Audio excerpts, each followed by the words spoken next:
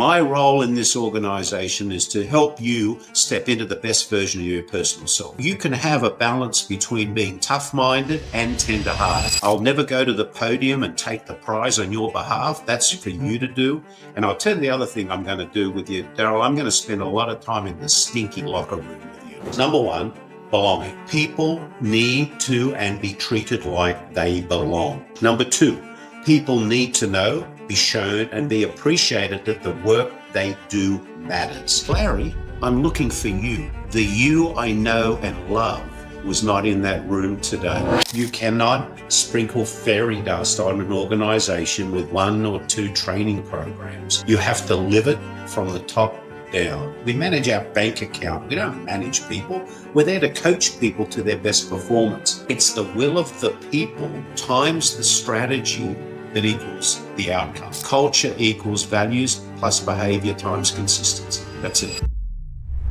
Welcome to the Culture from the Heart podcast on the From the Heart Business Network.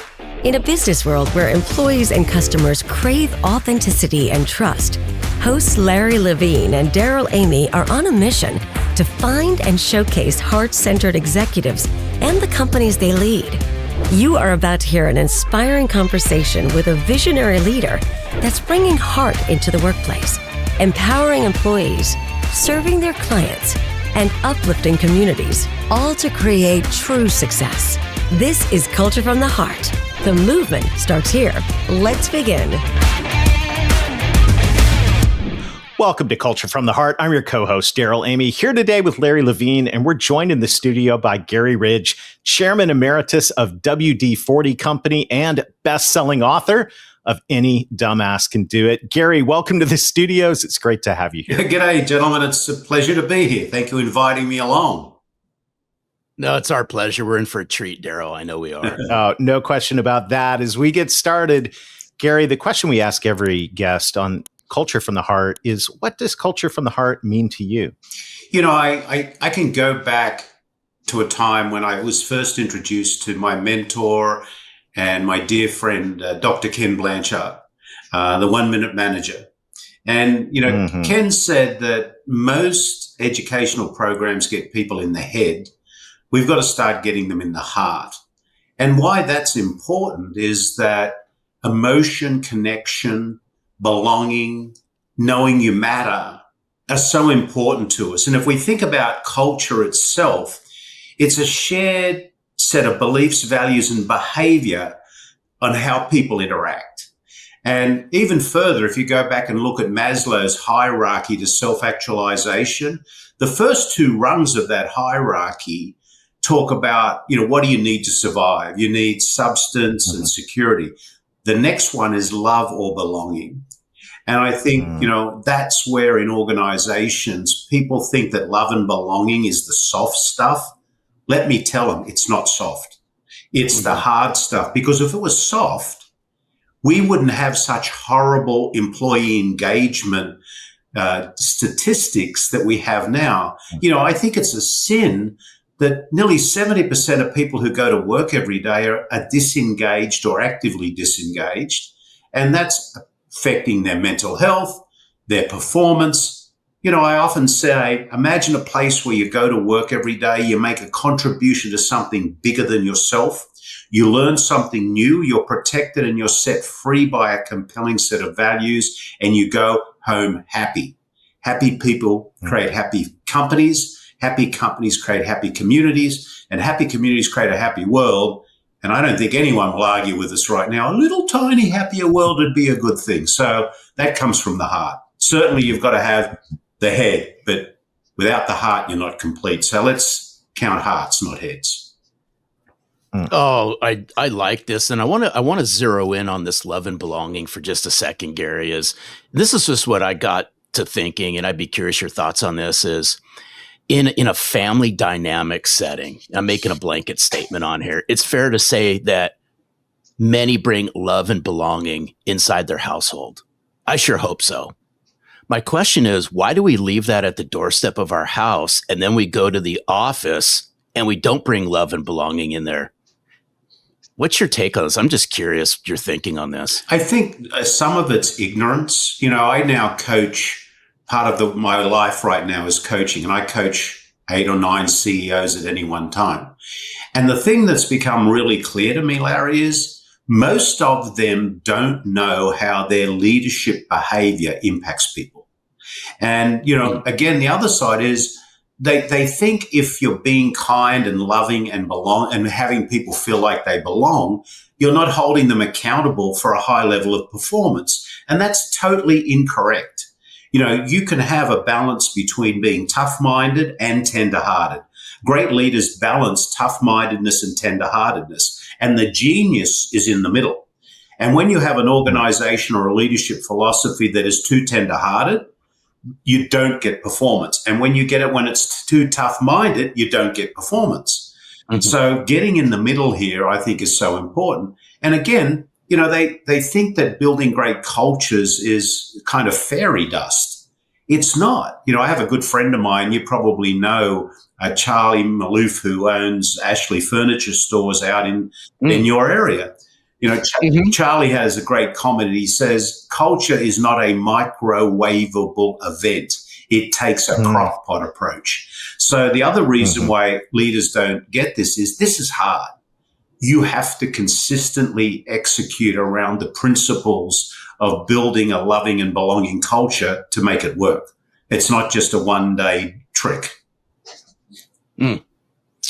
I'm curious, as a leader of a large organization with a highly successful consumer product, I don't think there's anybody listening to the podcast today that hasn't, sprayed WD-40 on their gate or used it for something.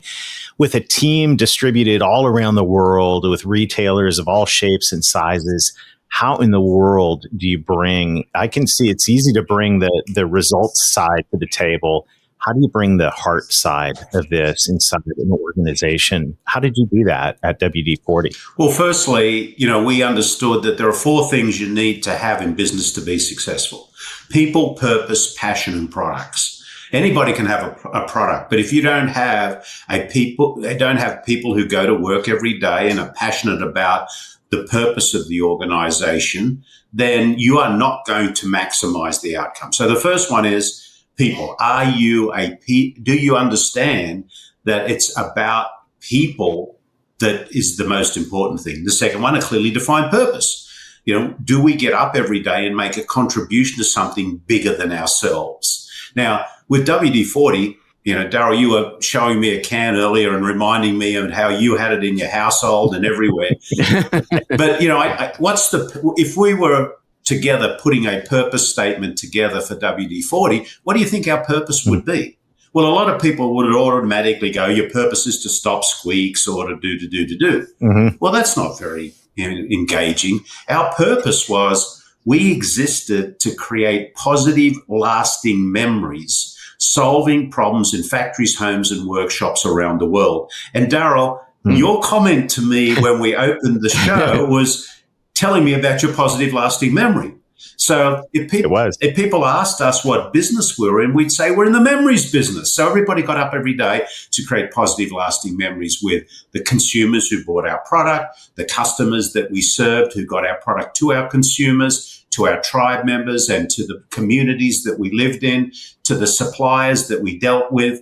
So that was our purpose. Then here's the foundation. Do you have a hierarchical set of values that you're able to transmit across the world? And that's so important because the values are there to protect people and set them free. We wanted an organization where wherever you were in the world at any time in the day, you could make a decision without having to quack up the hierarchy and look for some hierarchical manager that was going to anoint you with power. That's where people can make choices so they get that in their organization. So at the end and then you have to take out fear. And we took out fear by taking the word failure out of our vocabulary and replacing it with learning moments. We didn't make mistakes. We had learning moments. And the definition of a learning moment was a positive or negative outcome of any situation that needs to be openly and freely shared to benefit all people. So if something we did worked really well, we wanted to amplify it. If we were doing something that we had a learning from, we wanted to make sure we amplified that as well, so that would benefit everybody. Because at the end of the day, it's the will of the people times the strategy that equals the outcome. So you can have the best strategy in the world. We can write a great strategic plan, take it to some smart professor, give us a mark out of 100, 80 out of 100. Larry, you write a great strategic plan. But if only 30% of your people go to work every day and are passionately executing it, 30 times a number is a number. But if 80% of your people go to work every day and are passionately executing against it, 80 times a number is a much bigger number. So it's not, it's a system, a process that you have to put in place, and you have to work it every day. Culture equals values plus behavior times consistency. That's it. Beautiful. Oh, this is so good. We're going to take a quick break to hear from our sponsors. And when we come back, we'll go deeper into this incredible discussion with Garry Ridge. See you in a moment. Let's be honest, finding the right people and building the right culture, that's the holy grail for every leader. That's why we recommend Titus Talent, because they don't just fill seats. They help you build teams that thrive. With their partnership plans, you get more than just hiring help. You get a committed team by your side that helps you attract top performers and retain them. They bring strategy, data, and a human touch to talent optimization. No guesswork, just results. So if you're ready to invest in your people and create a culture where everyone wins, head over to culturefromtheheart.com/talent to learn more. That's culturefromtheheart.com/talent. Your culture is your competitive advantage. Design it with Titus Talent. You're listening to Culture from the Heart. We're talking to Garry Ridge, Chairman Emeritus of WD-40. Garry, right before the break, you dropped a beautiful and powerful formula. Culture equals values plus behavior multiplied by consistency. Would you be kind enough to unpack that a little bit more for us? Sure. Well, I owe a lot of that to my friend Simon Sinek. You know, in his book, he quoted that, and I said to him, Simon, you missed one word, which is consistency, because he's actually right. It's values plus behavior. So what are the values in the organization that are kind of our true north, that are our, if you will, our guardrails that are going to give us a fast road to run on and not run off?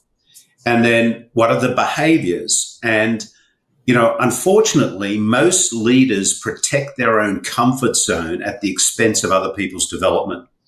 And this kind of equation resonated with me because, you know, as you know, I'm an Aussie and I grew up in Australia. I went to high school in Sydney. And one day in my science class, my science teacher gave me a petri dish. And they said, funnily enough, we are going to grow culture in this petri dish. So what is important? Well, the first thing is the ingredients that you put into the petri dish. So if you're building a great culture in an organization, you have to identify what those ingredients are. The next thing is you, as the owner of the petri dish or the leader, need to manage that petri dish, and you have to ensure that you feed the good ingredients. So you're rewarding and applauding the great behavior, but you're brave enough to attack the toxins. Because if you don't attack the toxins, the petri dish will go sour really quickly. So if you're wanting to build a great culture in your organization, number one, have you identified the right ingredients? And they're things like, do you have a people first mindset? Are you going to be a coach, not a manager? We manage our bank account. We don't manage people. We're there to coach people to their best performance. Are you going to be brave about accountability and behavior? Do you have a clearly defined, authentic purpose? Do you have a hierarchical set of values? Is this an organization that values transparency? Is there learning moments that take away fear? And are you really building a place where people belong, they feel connected, and they're accepted? And then do you have the 4 pillars of care, candor, accountability, and responsibility? You put those ingredients in your petri dish. You do whatever you need to do to feed them and help them thrive, but you're brave enough when those toxins come in, and they will, that you attack the toxins really quickly. And that's where most people fall down, because they protect their own comfort zone at the expense of the development of the organization. And you know what I think this requires, and I'm sitting here listening to what you're saying, Garry, and to me, it's radical discipline. This is going to require massive amounts of discipline. Is it going to be uncomfortable? Absolutely. But I like that also the word you use was bravery. This requires us to be brave and courageous as leaders, but we have to bring discipline in there because I think it goes hand in hand with consistency. Absolutely. This is simple. It's not easy. And time is not your friend, which goes back to what Charlie Malouf says. It's not a microwavable event. You have to take a crockpot approach. You cannot sprinkle fairy dust on an organization with 1 or 2 training programs. You have to live it from the top down. The fish rots from the head, That is very graphic and beautiful pictures. I'm curious, when you think about just your season at WD-40, what are some examples or stories of how this played out inside the organization during your tenure? Well, number one was, we talked about it a lot. But I'll give you an example on how, you can use a set of values to help treat toxins or the appearance of toxins. This is a nearly true story. It's one day we're in a meeting with a group of our leaders. Our second value at the company was we value creating positive, lasting memories in all of our relationships. There's a leader in the room who is not creating positive, lasting memories that day. In fact, you've been in one of those meetings where they're sucking oxygen out of the room, right? And we know, and I know that this person values our value of creating positive, lasting memories. So something isn't right today. So what do you do as the leader? Well, if you protect your own comfort zone by not bringing that to their attention, you've allowed the toxin to come into the room, because everyone else in the room starts thinking, well, maybe it's okay to act like this. So this meeting ended, and I said I'll call him Larry. Hey, Larry, let's go for a walk. So we walked outside the building, and I started looking around, and I looked in a trash can and under a car and behind a bush. And Larry says to me, "What the hell are you doing, Garry?" I said, "Larry, I'm looking for you. The you I know and love was not in that room today. You live our value of creating positive, lasting memories all the time, and you're not doing it. Larry, what's on your mind? Are you okay? What's getting in your way today?" And Larry opens up and he says, "Oh, well, and we had a conversation. Larry just had a bad morning, got up late, kicked his foot on the bed, spilled coffee in the car, got flipped off driving. There were a number of insignificant things put him in a bad mood." And we had a conversation, and he said, "You're right. I was really not living our values today." He said, I need to have a learning moment from that. And thank you for bringing it to my attention." I said, "That's our role as leaders. That wasn't you. I wanted to know if there was something wrong." So we had a hug. Larry goes back into the room, into the office, and I noticed he went round to a couple of people that were at the meeting. And he said, I'm sorry. And they said, "Yeah, Larry, that wasn't you. Are you okay, Larry? What's on your mind?" Next morning, I noticed people going to Larry, "Is everything okay today, Larry?" Now, there's a typical example of I could have let that situation go. But because we had a value that we could refer to, so we weren't, we could talk about something we'd all agree. And I approached it in a way that was, I'm not going to scold you, but the person I know and love wasn't in that room today. And as your coach, I want to know what's going on. So, there's an example of how you can use values to, you treat the toxin when they might try to enter the room. Hey, Darrell, and if you notice this in the story that Garry just shared, it's how Garry connected to Larry and how he related and delivered that message because 100%. Garry knew Larry. Absolutely. Well, we've got more coming your way after the break, so sit tight. We'll continue this great conversation in just a moment. For many CEOs, sales feels like a black box. You've got visibility into marketing metrics, financial dashboards, operational KPIs. But when it comes to the sales team, it feels like guesswork. That black box, it's costing you because if you can't see what's happening, you can't fix what's broken or fuel what's working. That's where the sales index steps in. It opens the black box of sales and shows you the real story. Who's thriving, who's struggling, where they need help, and how much revenue is being left on the table. You'll get clear, actionable data on sales behavior, mindset, and team culture, so you know exactly where to invest and how to drive growth. So stop flying blind. Go to salesindex.ai and mention Culture from the Heart for 10% off an index of your sales team. Sales Index, because when sales stops being a black box, you start unlocking real sales results. And we're back. Garry, before the break, you were talking about something that really is interesting to me. How does someone take a can, an aerosol can full of oil, and turn that into positive lasting? There's got to be literally hundreds of companies that sell cans full of oil, but somehow at WD-40, you turn this into a brand that creates positive, lasting memories. How do you do that? Well, you told me how I did it, Darrell, because it created them with you. We listened to our end users. I don't know how many times when I would say I work for WD-40, people would say, I remember when. I remember when I was working out on the farm with my grandpa and we were working on the tractor. I can still remember the smell. I remember when, and then the product's an honest product. It makes heroes out of people.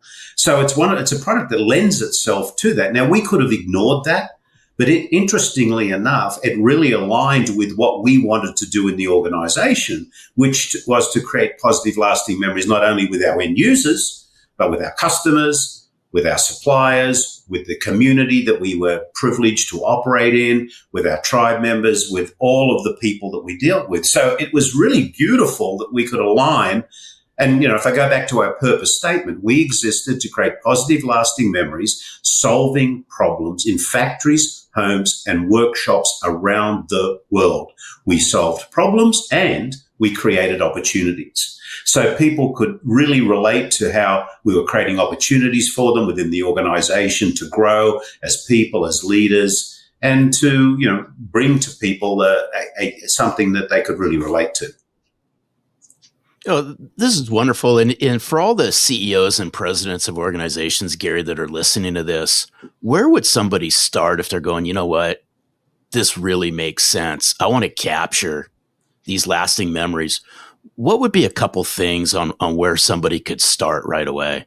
Number one is, have you got clear about what your purpose in the organization is? And is it meeting the need that people are making a contribution to something bigger than themselves? Now, it gets back to these things that have to be in place. Number one, belonging. People need to and be treated like they belong in an organization. Number two, people need to know, be shown, and be appreciated that the work they do matters. Number three, we need to take away fear in the organization by not talking about failure, but by making it a learning organization. We are consistently learning within the organization. 4, you need to have a foundational set of hierarchical values that protect people and set them free. So important, because that means people can make choices, which is so. And then lastly, chuck the word manager out, for goodness sake. Can you imagine, Larry or Darrell, day one, good morning, Darrell, I'm your manager. What are you talking about? What about, good morning, Darrell, I'm your coach. My name's Garry. Welcome to the company. My role in this organization is to help you step into the best version of your personal self. And the way we're going to do that as a coach, here's what I'm going to do.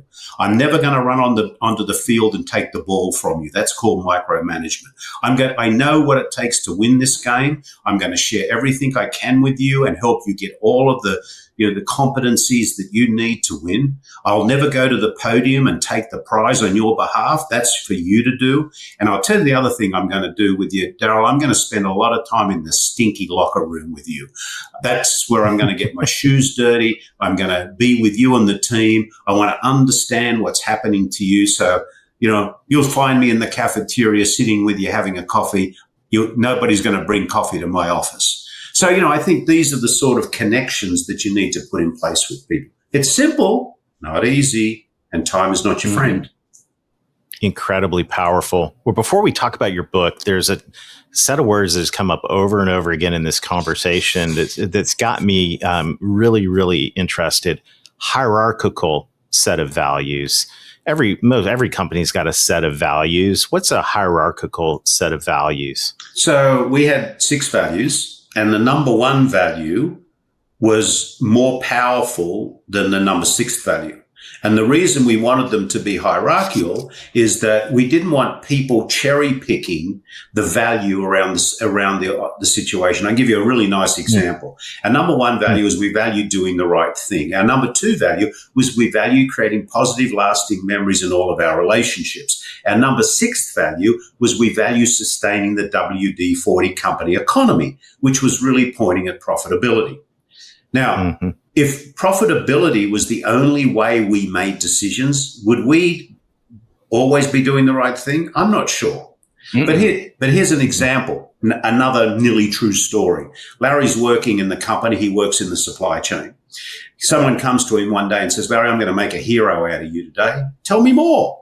Well, you're a public company, which WD-40 was. We're listed on the NASDAQ stock exchange. So profitability, earnings per share, all that is so important to you, I think, definitely to your CEO, absolutely to your board of directors, and no doubt to your shareholders. I've done some work on the formula, Larry, that you're using, and we want to supply you an ingredient to this formula and we've done some sums. And if you replace the current ingredient with the one we have, you can take $4 million to the bottom line. Are you ready to be promoted today, Larry? Because I know you're going to be running up to the CEO's office and you're going to be employee of the decade. And Larry said, well, you've really got my attention now. Tell me a little bit more. And they start talking. He said, well, Larry, there's only one thing that I need to tell you, and don't you worry about this. This ingredient in your formula requires you to put a little message on the can. And it says, in the state of California, there's contents in this known to cause cancer. It's called a Prop 65 warning. But don't worry, it's completely legal to have that warning on there, and you'll see that warning on lots of products. But, it's $4 million. And Larry goes, oh, damn it. I was excited. I wanted to take that $4 million to our bottom line, but I'm sorry, we make decisions here based on a hierarchical set of values.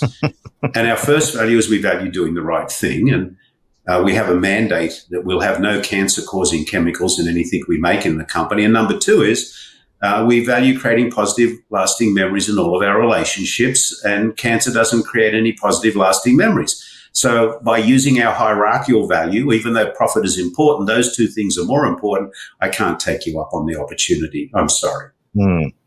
And the vendor says, Larry, you don't understand. I want to go see your CEO now. You don't get it. You're just someone working down in the supply chain. You can't make a $4 million decision. Larry said, by damn it, I can. If we use our values, you can talk to anyone in this company and you're going to get exactly the same answer. That's how you set people free. How empowered does Larry think? Larry runs up to the CEO and says, hey, guess what? I just didn't save us $4 million. How come? I made a decision based on our values. Larry, you're promoted. Boom. Oh, boom. And you know what that reminds me of? I'm sitting there like, that value number 1, do the right thing. There's integrity woven in that, and there's integrity that bleeds through all the other ones, I'd imagine. Yeah. And each one of these values were not just some pretty poster on a wall. Each of these values had a written description of what doing the right thing meant in our company. And every 90 days when we sat down for that formal interaction with those we had the privilege to coach, because instead of having annual reviews, we had quarterly conversations. In the first book I wrote with Ken Blanchard called Helping People Win at Work, we talk about get rid of the annual review. It's useless. But in those quarterly conversations, we would ask our tribe members to tell us how they have lived our values in the last 90 days. Give us true examples of how you did the right thing. How did you create a positive, lasting memory? How did you make it better than it was yesterday, today? And they would give us the examples. So over time, these behaviors became embedded because we were talking about them. And we only had 2 measurements of our values. You either lived them or you visited them. And often said, we don't want a lot of visitors. Yeah. I love it. Well, Garry, you've put together this fantastic book. Any dumbass can do it. That's encouraging for everybody listening. Give us a quick synopsis of what our listeners can expect when they order this book. Yeah, it's my 25 years of scar tissue and true stories and examples of how we actually executed a lot of what I've been sharing with you today. And the reason I call it Any Dumbass Can Do It, in Australia, and I'm Australian, ASS does not mean someone's posterior or bottom.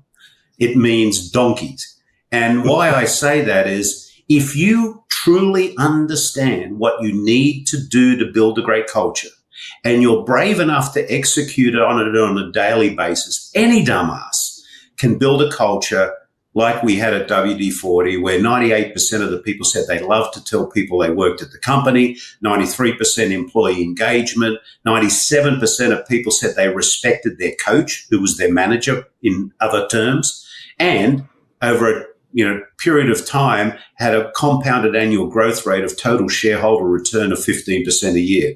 And how did we do that? Sure, we had a great product and we had a good strategy, but we had high will of the people.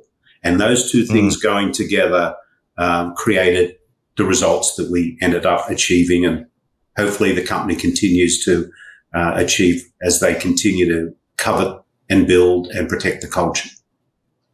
Fantastic. Hey, Darrell, Garry just got to the heart of what matters. He did. And it sounds like you left the company in a great place. Garry, thank you so much for sharing your heart with us today. This has been amazing. My pleasure. Thanks for inviting me. And thank you for doing what you do, because it's guys like you who are helping leaders understand the difference they can make in people's lives. Because at the end of the day, it's about how you impact people in the heart. Yes. Awesome. Thank you, Garry. Thank you so much. Amazing.